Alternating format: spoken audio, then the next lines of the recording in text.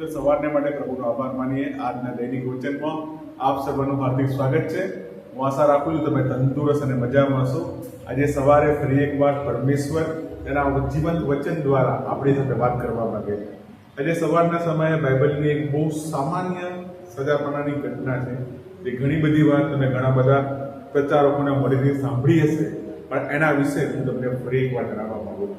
હા, આજે સવારે હું વાત કરવા માંગુ છું પ્રભુ ઈસુ ખ્રિસ્ત કઈ રીતના 12 વર્ષથી લોહીવાળી સ્ત્રીને સાજી કરે છે.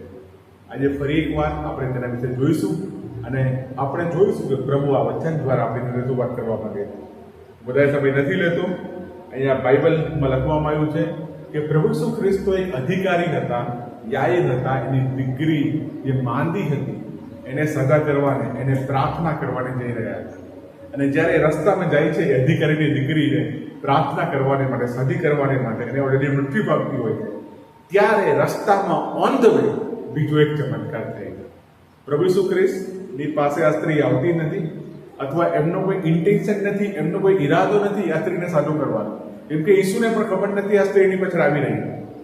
પણ આ સ્ત્રી પ્રભુની પાછળ આવે. આપણે જોઈએ માર્કની સુવાર્તા તેનો 5મો અધ્યાય તેની 25મી કલમ. માર્કની સુવાર્તા તેનો 5મો અધ્યાય તેની 24મી તેની 23 અને 24 કલમ પહેલા આપણે જોઈએ. ત્યારે તેને વિનંતી કરીને કહ્યું, મારી નાની દીકરી મરણતોલ માંદી છે, માટે આવો તેને હાથ લગાડો, એ માટે કે તે સાજી થઈને જીવે. તે તેની સાથે ગયો અને અતિ ઘણા લોકો તેમની પાછળ ગયા અને તેમના પર પરા પડી. ઈસુ ખ્રિસ્ત અહીંયા એક નવા શહેરમાં છે, નવી જગ્યામાં છે, અને એમની પાસે એક અધિકારી આવીને કહે છે, મારી દીકરી મરવાની અણી પર છે અને પ્રભુ તમે પ્લીઝ આવો અને મારી દીકરીને આવીને સાજી કરો, તેને બચાવો. અને પ્રભુ ઈસુ ખ્રિસ્ત જ્યારે તેની દીકરીના માટે એના ઘેર જાય છે પ્રાર્થના કરવા માટે, તેને સાજી કરવા માટે, ત્યારે લોકોની ભીડ ઈસુને જોઈને એના પર પરાપરી કરે. ઈસુ ખ્રિસ્ત આ અધિકારીના ઘેર તેની દીકરી જે મરવા પડી હતી અથવા જે મૃત્યુ પામી હતી એના ઘેર જતા હતા. પણ એ સમયમાં એ જ રસ્તામાં બીજો એક ચમત્કાર થાય છે. આ માર્કના 5મા અધ્યાયમાં, અને આ વસ્તુ માર્કની સુવાર્તામાં, લુકની સુવાર્તામાં પણ છે. આ વારંવાર મેન્શન કરેલી છે કે અહીંયા એક નહીં 2 ચમત્કાર આપણે જોવા મળે. 25મી કલમ આપણે વાંચીએ, માર્ક 5:25માં બાઇબલ કહે છે, એક સ્ત્રી હતી જેને 12 વર્ષથી લોહીમાં હતું. આ બીમારી એવી છે, બ્લીડિંગની બીમારી, કે જે ઈસુના સમયમાં અને ઇવન આજની પણ અમુક સંસ્કૃતિઓમાં બહુ ખરાબ બીમારી માનવામાં આવતી. યહૂદી સ્ત્રી અને યહૂદી સમાજના લોકો આવી જે સ્ત્રી જેને આવી બીમારી હોય, આવો ફિઝિકલ પ્રોબ્લેમ હોય, તેઓને અશુદ્ધ સ્ત્રી ગણતા હતા. અને બાઇબલ કહે છે આ સ્ત્રીને 12 વર્ષથી આ બીમારી હતી. તેને વૈદ્યોથી, ડોક્ટરથી ઘણું બધું સહ્યું હતું. એનો અર્થ એ થયો કે ડોક્ટરની પાસે જતી હશે દવા કરવા માટે, સારવાર કરવા માટે, પણ એનાથી સારું નહીં થતું હોય, પણ ડોક્ટર એના પર જાત જાતના નવા નવા અખતરા કરતા હતા. ડોક્ટર વિવિધ પ્રકારના એક્સપેરિમેન્ટ તેના પર કરતા હતા. બાઇબલ એમ કહે છે કે તેને કંઈ સહ્યું હતું અને તેને બધા પૈસા, પોતાનું બધું નાણું આ ડોક્ટરની પાસે ખર્ચી નાખ્યું. પણ બાઇબલ કહે છે તેને કંઈ સારું થયું નહોતું, તેને કંઈ ગુણ લાગ્યો નહોતો. 26મી કલમમાં પણ તે ઉલટું વધારે ને વધારે માંદી પડતી હતી. મારા વાલા ભાઈઓ બહેનો, શું આજે તમારામાંથી અથવા તમારા આડોશ પાડોશમાંથી, તમારા કુટુંબમાંથી, તમારા પરિવારમાંથી, તમારા મિત્રમાંથી, તમારા ઓફિસમાં જે કામ કરે છે કલીગમાંથી, શું કોઈ એવા વ્યક્તિ છે એ ડોક્ટરની પાસે જાય છે સારા થવાને માટે, પણ ડોક્ટર એના શરીર પર જાત જાતના એક્સપેરિમેન્ટ કરે છે? એણે જે ભણ્યું છે અથવા જેની પાસે નોલેજ છે એ બધી દવાઓ, એ બધી એક્સપેરિમેન્ટ એના પર ટ્રાય કરે અને એને સારું થતું નથી, પણ એ વધારે માંદી પડે અને છેલ્લે એના બધા પૈસા ખર્ચી નાખે છે. અને છેલ્લે 27મી કલમ કહે છે એ ઈસુ સંબંધીની વાતો સાંભળીને ભીડમાં તેના પર પડાય. એ ઘણા બધા ડોક્ટરની પાસે ગઈ હતી, પણ આ વખતે તેને એક મહાન વૈદ્ય, એક સૌથી મોટા ડોક્ટર, ધ ગ્રેટ ફિઝિશિયન, જે પરમેશ્વરે તેના શરીરને બનાવ્યું છે, જે પરમેશ્વરે તે સ્ત્રીના માના ગર્ભમાં તેની રચના કરી હતી, તેની પાસે આવે. કલોસીઓના પત્રમાં કહે છે ઈસુ એ સર્વનો કર્તા છે અને તેનાથી અને તેના દ્વારા સર્વ ઉત્પન્ન થયું. આ સ્ત્રી ઈસુની પાસે આવી અને બાઇબલ એમ કહે છે તેણે ઈસુ સંબંધીની વાતો સાંભળીને તેમની પછવાડે આવી. મારા વાલા ભાઈઓ બહેનો, આજે ઘણા બધા લોકો પ્રભુ ઈસુ સાંભળેની, પ્રભુ ઈસુ વિશેની વાતો સાંભળીને, પ્રભુ ઈસુ કોણ છે, પ્રભુ ઈસુ કેવા છે, એ શું કરે છે, એ સાંભળીને તેઓ ચર્ચમાં આવતા હોય છે, તેઓ પ્રભુની પાછળ ચાલવા માંગે છે. આ સ્ત્રી પણ તેઓમાંની એક હતી. એ બીજા લોકોની જેમ નથી. એનો ઉદ્દેશ્ય, એનું ઇન્ટેન્શન બીજું નતું, પણ તે ભીડમાં ઈસુની પાછળ આવી અને બાઇબલ એમ કે છે તેના વસ્ત્રના કોડને હતી. 28મી કલમ હું તમારા માટે વાંચવાને માંગુ છું.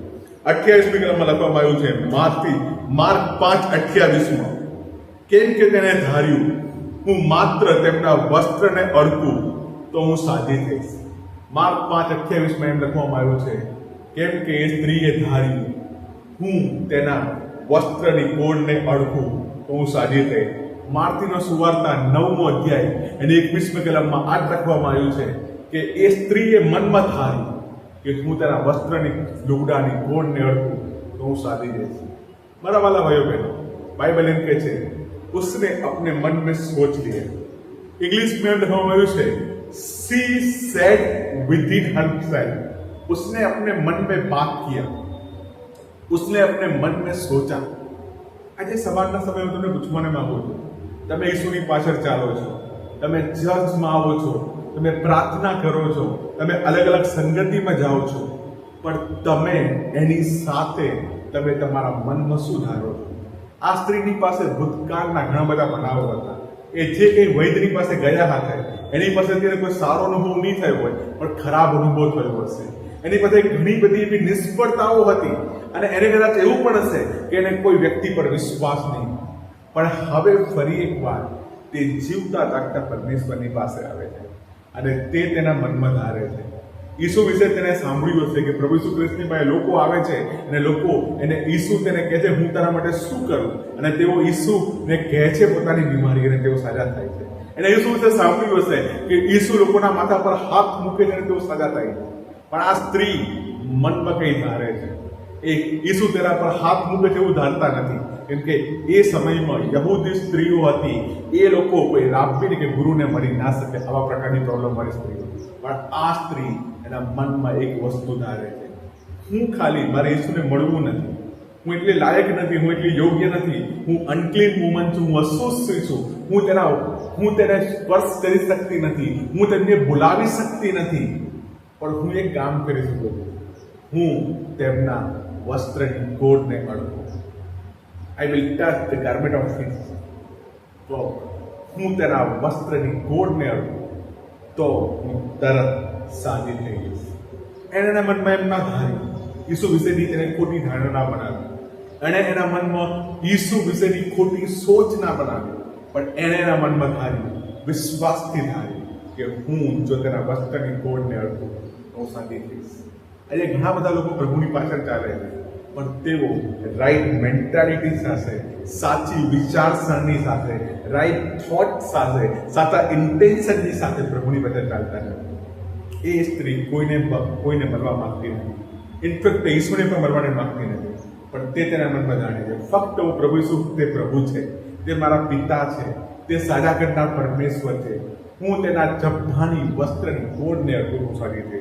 અને બાઇબલ એમ કે છે જ્યારે તે ઈસુને અડકી, વર્ષ 29માં તત્કાલ તેનો રક્તસ્રાવ બંધ થઈ ગયો અને શરીરમાં તેને લાગ્યું હું મારા તરફથી સાજી થઈ છું, કેમ કે તે વિશ્વાસથી ઈસુના કોડને અડકે છે. 30મી કલમમાં આપણે વાંચીએ છીએ માર્ક 5:30 ઈસુ કહે છે મારામાંથી પરાક્રમ નીકળ્યું છે. અને ઈસુને માલુમ પડવાથી ઈસુએ લોકોને ભીડમાં ફરીને કહ્યું મારા વસ્ત્રને કોણ અડકે? ત્યારે આ સ્ત્રી ઈસુને વિશ્વાસથી અડકે છે, સાચા મનની સાથે અડકે છે. ત્યારે ઈસુ કહે છે something is vent from my body. મારા શરીરમાંથી કંઈ નીકળ્યું છે, મારા શરીરમાંથી પરાક્રમ, સામર્થ્ય, પાવર નીકળ્યો છે. અને ઈસુના શિષ્યો તેને કહે છે 31મી કલમમાં પ્રભુ તમે શું મજાક કરો છો? આ ઘણા બધા લોકો તારા પર પડાપડી કરે છે અને તમે એમ કહો છો મને અડક્યું છે. કેમ કે ઈસુની પાસે હજારોની ભીડ હતી, ઘણી મોટી સંખ્યામાં લોકો હતા. પણ ઈસુ કહે છે 32મી કલમમાં ના, મને કોઈ અડક્યું છે અને મારામાંથી પરાક્રમ નીકળ્યું છે. અને 32મી કલમમાં આપણે વાંચીએ છીએ એ સ્ત્રીએ જે કામ કર્યું હતું તે જોવાને મને તેમણે આસપાસ નજર કરી. અને 33મી કલમ કહે છે, જે થયું તે જાણીને તે સ્ત્રી બીને ધ્રુજીને આવીને ઈસુની આગળ પડીને તેમને બધું સાથે કહ્યું. ઘણા બધા લોકો ઈસુને અડકતા હતા, ઘણા બધા લોકો ઈસુને બાથ ભીડતા હતા, ઘણા બધા લોકો ઈસુ પર પડાપડી કરતા હતા. પણ આ સ્ત્રી જે રીતના ઈસુને અડકી, આ સ્ત્રી જે રીતના ઈસુને સ્પર્શ કર્યો, સમથિંગ વોટ ડિફરન્ટ. એ તૂટેલી હતી, એ ભાંગેલી હતી, માનસિક રીતના, શારીરિક રીતના, ફાઇનાન્શિયલ, નાણાકીય રીતના. ઇનફેક્ટ એના ઘરના લોકોએ એનો સાથ મૂકી દીધો હશે, કદાચ એ ડિપ્રેશનમાં હશે. પણ આ સ્ત્રી એના મનમાં ધારે છે, મારી પરિસ્થિતિ ગમે તે હોય, મારા હાલાત ગમે તે હોય, મારા ઘરના લોકો ગમે તે કે, યહૂદી સમાજના વડીલો ગમે તે કે, મને કશાની ફિકર નથી. ઇનફેક્ટ મૂસાના નિયમ પ્રમાણે મને લોકો પથ્થર મારે તો પણ મને ફિકર નથી. હું ઈસુના લુગડાની કોડને અડકીશ અને તે ઈસુના શરીરમાંથી પરાક્રમ નીકળે.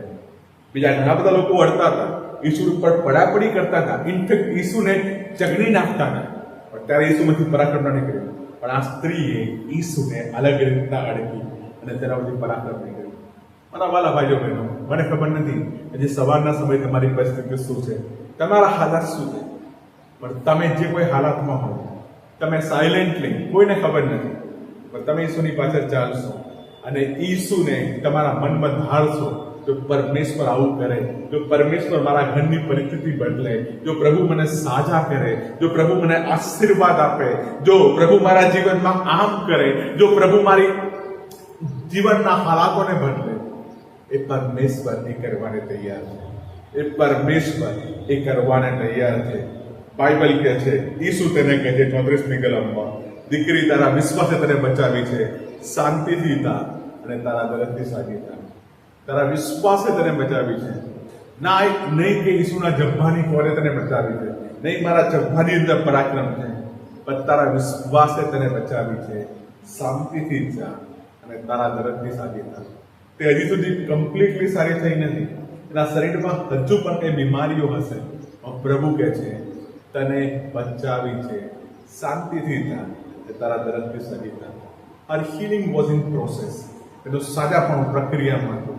મારા વાલા ભાઈઓ બહેનો, આજે સવારના સમયે મને ખબર નથી તમે કઈ હાલાતમાં છો. ઘણા લોકોને શારીરિક સજાપણાની જરૂર નથી, પણ ઘણા બધા લોકોને માનસિક સજાપણાની જરૂર છે. ઘણા બધા લોકોને ફેમિલી કૌટુંબિક સજાપણાની જરૂર છે. ઘણા બધા લોકોને આર્થિક સજાપણાની જરૂર છે. એ પરમેશ્વર તમારા જીવનના હરેક ક્ષેત્રમાં તમને સજા કરવાને તૈયાર છે. જરૂર છે તમારે વિશ્વાસથી તેની પાછળ આવવાની. એ સ્ત્રીએ તેના મનમાં ધાર્યું, તેને ખોટી ધારણા ના બનાવી. એ અલગ ધારણા હતી, આવું ક્યારે કોઈ વિચાર્યું નથી, પણ આ સ્ત્રીએ એના મનમાં ધાર્યું, ફક્ત હું તેના વસ્ત્રની ગોળને અડકું માગી હતી. The touch what different. એ સ્પર્શ એ અલગ હતો. આજે સવારના એ પરમેશ્વર તમ બધાને સ્પર્શ કરવાને માંગે છે. આજે સવારના એ પરમેશ્વર તમ બધાના જીવનમાં કામ કરવાને માંગે છે. આવો પ્રાર્થના કરીએ. પ્રભુ શું જે 12 વર્ષથી લોહીવાળી સ્ત્રી જેમ તમને સ્પર્શ કર્યા અને તમારા શરીરમાંથી પરાક્રમ નીકળ્યું. પ્રભુ અમે પ્રાર્થના કરીએ છીએ આ વચન સાંભળવા પ્રતિ વ્યક્તિ માટે, તેઓ તમારા સ્પર્શને પ્રાપ્ત કરે, તમારા સામર્થ્યને પ્રાપ્ત કરે, તમારા પરાક્રમને પ્રાપ્ત કરે અને ઈસુનો અભિષેક એમના જીવનમાં આવ્યો. પ્રભુજી હરેક પ્રકારની શારીરિક, માનસિક, આર્થિક, કૌટુંબિક, આત્મા, પ્રાણ, શરીરમાં જે કઈ બીમારીઓથી લોકો પીડા છે પ્રભુજી, એ સર્વના જીવનમાં તમે સજા પાડને બોલીએ છીએ. તમારા પુત્ર ઈસુના નામથી માંગુ છું. આમેન. God bless you. પ્રભુ તમને આશીષ કરે.